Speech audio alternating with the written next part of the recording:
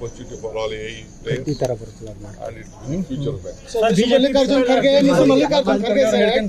Mr. Mallikarjun Kharge said, we will look at ಪಕ್ಷದ ದೃಷ್ಟಿಯಿಂದ ನಾವು ತೀರ್ಮಾನ ಕೈಗೊಳ್ಳುತ್ತೇವೆ, ಅದನ್ನು ಎಲ್ಲರೂ ಒಪ್ಪಬೇಕಾಗುತ್ತೆ ಅಂತ ಹೇಳಿ ರಮೇಶ್ ಏನೇ ಖರ್ಗೆ ಸಾಹೇಬ್ರು, ರಾಹುಲ್ ಗಾಂಧಿ ಅವರು, ಸೋನಿಯಾ ಗಾಂಧಿ ಅವರು ಏನ್ ಹೇಳಿದ್ರು ಇದು ನಮ್ಮ ಪ್ರಸಾದ ಅಂತ ನಾವು ಸ್ವೀಕಾರ ಮಾಡಿದ್ವಿ. opportunity for all players ಈ ತರ ಬರುತ್ತಲ್ಲ ಅದು ಮಾಡಿ. and it will future back.